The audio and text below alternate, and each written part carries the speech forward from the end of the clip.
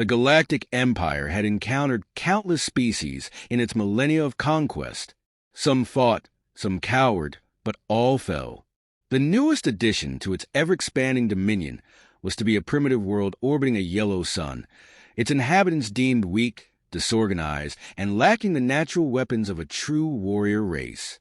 Earth was to be an effortless conquest, a mere formality in the grand strategy of the Imperial expansion fleet. Or so the Empire believed. Fleet Commander Vyrek stood on the bridge of the Vorithas, a dreadnought bristling with plasma batteries and ion cannons. The view before him was unimpressive. Blue oceans, sprawling land masses, cloud cover streaked across the atmosphere. A planet like any other, populated by creatures who lacked the resilience of the Dracarys, the intellect of the Yularen, or the sheer brutality of the Krikhow. His officers were already debating which regions would yield the best labor force and which governments would fold the quickest. Their technology is barely sufficient for spaceflight, scoffed strategist Hadrick, studying the data feeds. They've only managed to send a few fragile machines beyond their orbit.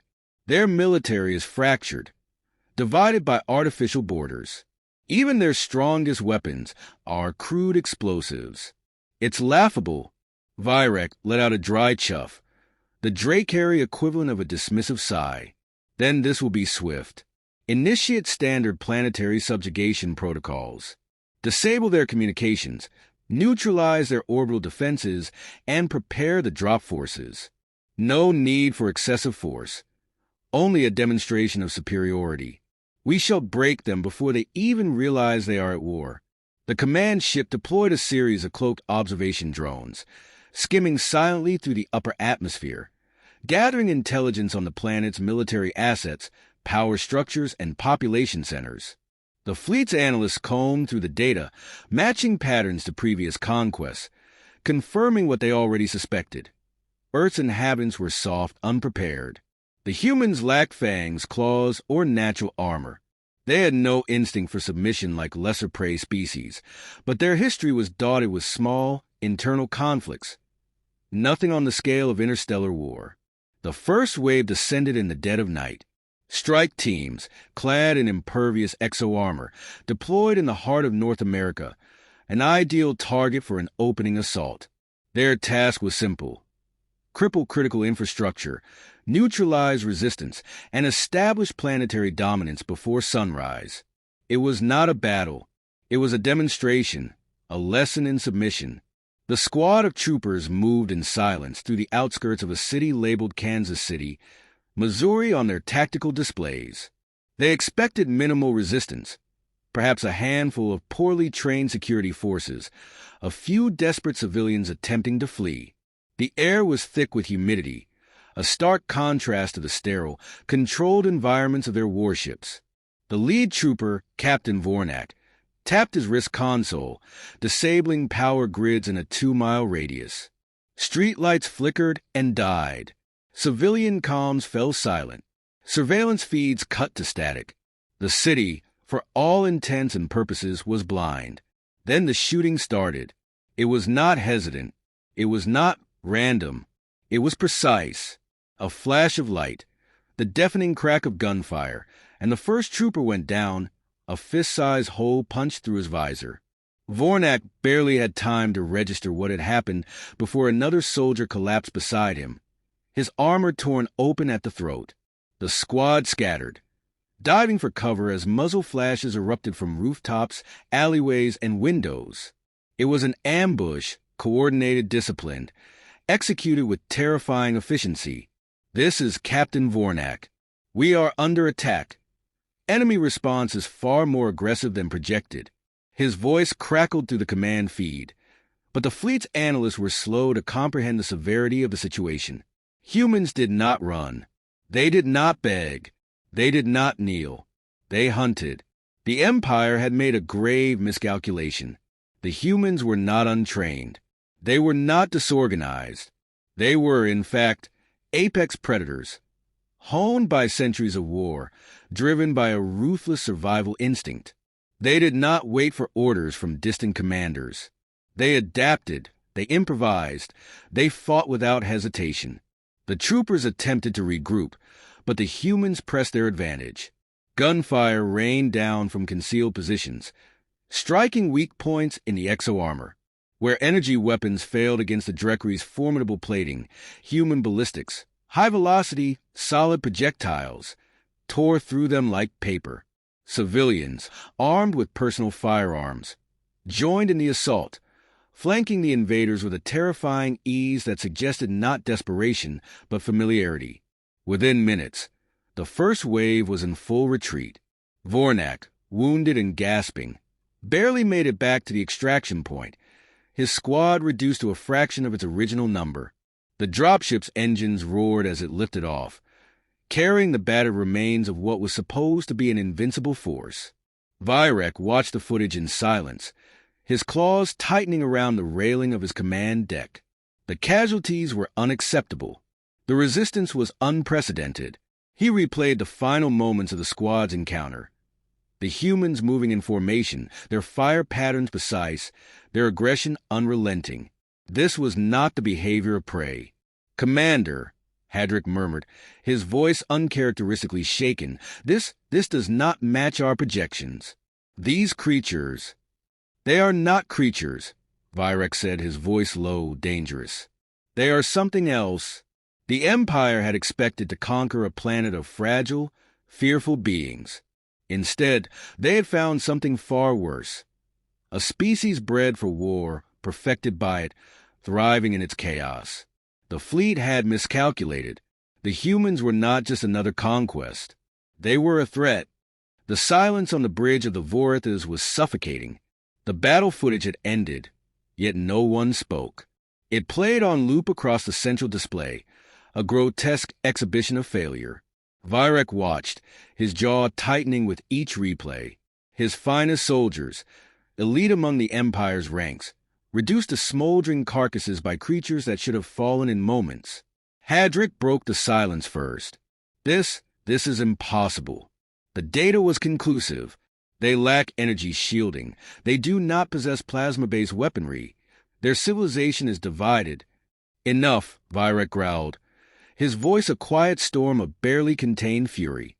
He turned from the display and leveled his gaze at the assembled officers. "Explain it." The analysts hesitated, exchanging uneasy glances before one of them, a junior strategist named Kethrin, cleared his throat. "Commander, we believe the error lies in our assumptions. We relied too heavily on physiological data. Humans lack natural weapons. Yes, but their entire civilization compensates for it. They are tool makers, adaptive, unpredictable. Adaptation does not account for slaughtering an elite strike force." Kethrin hesitated before continuing. "Sir, we underestimated their warfare capabilities. Their history is a testament to unrelenting conflict. Their societies, though politically divided, share a singular trait, an innate, almost instinctual drive for combat. Their weapons, while technologically primitive by our standards, are disturbingly effective against our armor. They use kinetic projectiles, high-velocity rounds that bypass energy shielding entirely." Vyrek exhaled sharply, his claws tapping against the command console. "Why were we not aware of this?" "Because we assumed they fought like lesser species," Kethrin admitted. "The reports we compiled focused on their political structures, their outdated nuclear arsenals, their lack of unified planetary governance. We overlooked their most valuable asset, their ability to wage war with absolute ruthlessness." A new display flickered to life, this one displaying a condensed history of human warfare. Footage from past centuries played in rapid succession. Trenches filled with mud and bodies, towering war machines rolling across battlefields, aircraft spewing fire over cities, special forces eliminating targets with surgical precision. Vyrek watched in silence as wars evolved, each conflict bloodier, more efficient than the last. And through it all, humanity endured. "They do not fight for survival alone," Kethrin continued, his voice low. "They fight because they have perfected it. Conflict is not a last resort for them. It is a way of existence." Another officer, a communications specialist, hesitated before speaking. Sir, we intercepted local transmissions following our attack. It appears the humans were not caught off guard. Virek's head snapped toward him. What do you mean? Their military forces mobilized almost immediately. No chaos, no hesitation. Tactical formations, emergency response units, militia groups. Entire communities armed themselves in moments. Some of them appeared excited. The officers swallowed. They did not see our arrival as an apocalyptic event. They saw it as a challenge. The weight of the revelation sailed over the bridge like a suffocating mist. This was not a world of passive victims. This was a hunting ground, and they had walked straight into it. For the first time in his career, Virek felt the stirrings of something foreign. Not anger, not frustration. Something deeper, something colder. Uncertainty. The doors to the command chamber slid open, and High Strategist Zelter entered, his black ceremonial armor gleaming under the dim lighting. A veteran of the Empire's greatest conquests, Zelter had overseen the subjugation of dozens of species. He had never lost a campaign. His expression, however, was unreadable as he strode toward Virek. I have reviewed the battle reports, Zelter said without preamble. The situation is unacceptable. Virek straightened. I will correct it. We underestimated them, but with proper force, we can... Zelter raised a clawed hand, silencing him. You do not understand, Commander. This is not a battle. We can simply press harder to win. These humans are not merely resisting. His gaze flickered to the looping footage of the ambush, lingering on a single frame. A human soldier, bloody but grinning as he reloaded his weapon. They are enjoying this. No one spoke. Zelter continued, his voice a measured growl. I have studied their history. They do not only endure war, they thrive in it. Unlike other species, their conflicts are not born solely out of necessity. They do not fight merely for survival. They fight because they are good at it. Virek inhaled sharply. Then we must deploy overwhelming force before they gain momentum. And if we fail? Zelter's gaze was piercing. What do you think happens if we commit more resources and they adapt again? Every battle they fight makes them stronger. We have never faced an enemy like this. The implications settled over them like a storm. The Empire had always been the predator, but now they had met a species that did not fear the hunt, a species that did not submit, did not break, did not see invasion as annihilation, but as an opportunity to test their skills. Virek's mind raced through potential strategies, but no clear solution emerged. Escalation would invite retaliation. A prolonged engagement would favor the humans, allowing them time to study their enemy, to learn, to improve. There was only one undeniable truth. This war would not be won easily. Zelter turned, his cloak billowing as he made his way toward the exit. Before leaving, he glanced over his shoulder. We came here believing them to be prey. That was our first mistake. His gaze darkened. We cannot afford a second. The door sealed behind him, and for the first time in the Empire's long history, its commander stared at a battlefield not with certainty, but with doubt.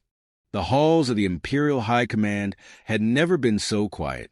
Normally, the chamber echoed with the sounds of conquest, strategists dictating orders, analysts predicting the collapse of enemy forces, generals boasting of their impending victories.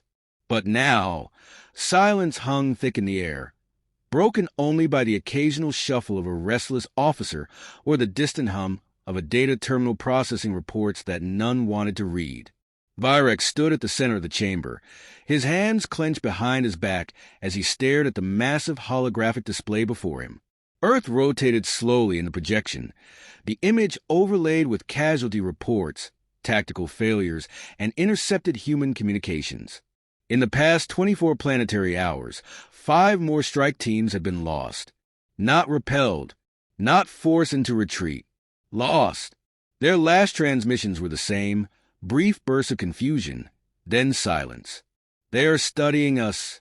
The voice came from Kethren, the junior strategist who had first uncovered the error in their assumptions. He stood at the side of the chamber, his skin a shade paler than usual, his fingers twitching nervously. Every engagement, they refine their tactics. Every weakness they see, they exploit. We assumed they were reacting out of desperation, but the truth is, he swallowed hard. They are learning. Zelter, standing with arms folded across his chest, let out a slow breath. It is worse than that, he murmured. They are practicing. A heavy silence followed. No one wanted to admit what that meant. Virek's jaw tightened as he turned to his assembled officers. Show me their strategy. The display shifted. Tactical overlays appeared, marking every recorded human counterattack. It was no longer random ambushes and scattered resistance. It was a calculated dissection of the Empire's methods.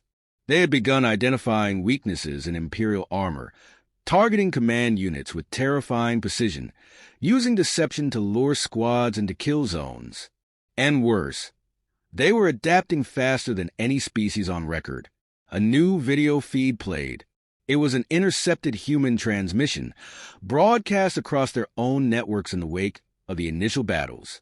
A grainy image of a human soldier, helmet tilted back, a grin on his bloodied face.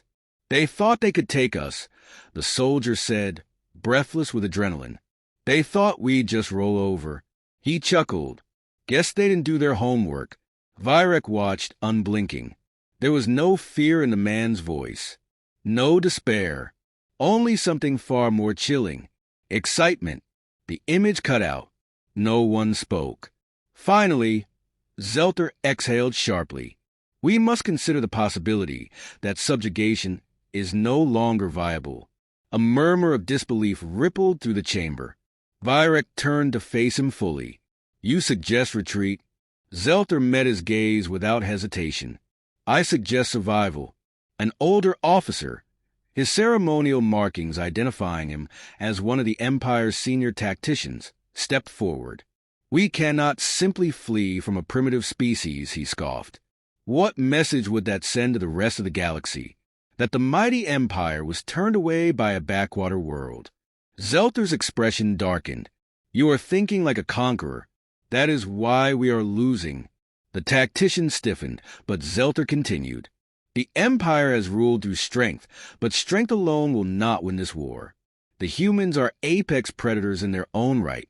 They do not fight like prey. They fight like hunters. And the longer we stay, the more they will refine their methods. If we do not acknowledge this now, we will bleed ourselves dry before we even reach their cities. A sharp chime interrupted them. A new report flashed onto the display. Another squad lost, their final moments showing the unmistakable signs of an ambush. This time, however, it was different. The humans had left behind no bodies, no wreckage, no sign that the squad had ever existed. Virek felt a slow, creeping dread settle in his chest. They're testing us, he muttered. Kethrin nodded, his voice barely above a whisper. Like we test new weapons before deploying them on the battlefield. The realization was suffocating. This was no rebellion, no futile resistance. The humans were sharpening their blades, growing deadlier with each encounter. The senior tactician, his face now drained of its earlier confidence, swallowed hard. If we escalate, they will match us. Zelter nodded grimly. And if we continue, we may teach them too well. Virek turned back to the display, his mind racing. A simple invasion had become something else entirely. The Empire had fought countless wars, but this was different. The humans were not fighting to survive. They were fighting to win, and worse, they were enjoying it. For the first time in his career, Virek was unsure of what came next. The attack came without warning. Virek had spent the last several hours poring over tactical reports, searching for a way to contain the unraveling situation. But before any solution could be found, the humans had moved first. A sudden, coordinated strike against the fleet's outer perimeter. 3 scout frigates lost in the span of minutes. Their distress signals were cut short. No time for last transmissions.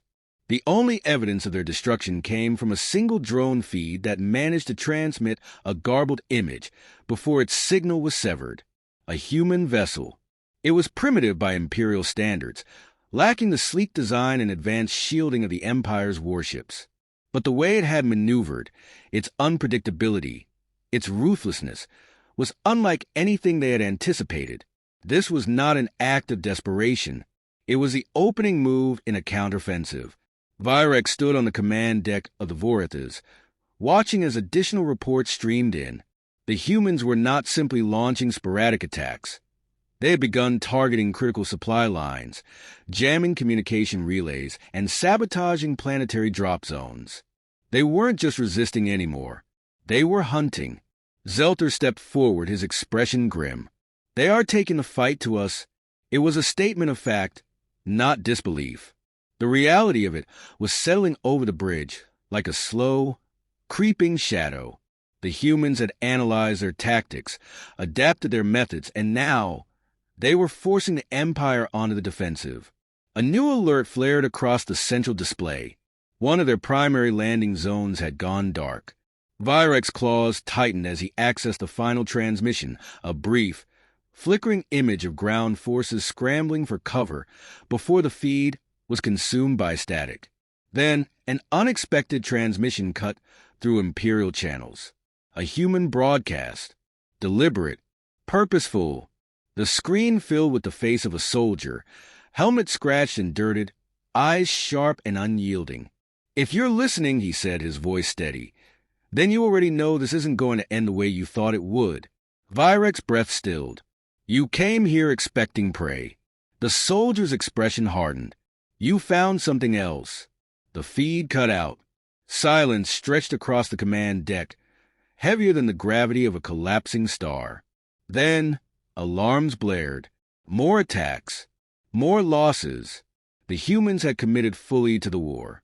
And for the first time in the history of the Empire, the hunters had become the hunted. The war did not end with a climactic battle. There was no decisive confrontation, no desperate last stand. The Empire did not surrender with ceremony or honor. They simply left. It started with a retreat, small at first, a tactical withdrawal to regroup. But the humans did not allow them that luxury. They struck at their supply lines, turned their own technology against them, and adapted with terrifying speed. Entire warships went missing, their final transmissions filled with panic and confusion. The humans were no longer defending. They were hunting. And so, the Empire abandoned the campaign. Vyrek stood on the bridge of the Vorithas, watching as the last of the Imperial fleet slipped into the void, leaving Earth behind. The blue planet, scarred but unbroken, loomed on the central display. The humans had not pursued them beyond their system. They hadn't needed to. The message had been clear. This world belongs to predators, not prey.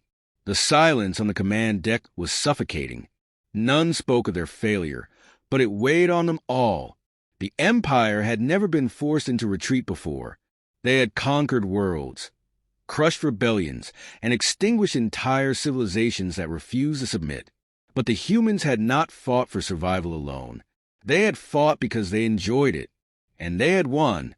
Zelter broke the silence. They will not stay confined to that world forever. Vyrek turned, his expression unreadable. "You believe they will expand?" Zelter nodded. "We came here thinking they were weak because they had no empire. But that was not a weakness. It was a restraint. And we just taught them they don't need to stay in their cage." The realization was chilling. The Empire had spent centuries maintaining dominance, ensuring that no species could ever rise to challenge them. But in humanity, they had awakened something else entirely. A force that would not be satisfied with mere survival. Vyrek exhaled slowly. "Then we have changed the balance of the galaxy." Zelter's gaze darkened. "No, they have."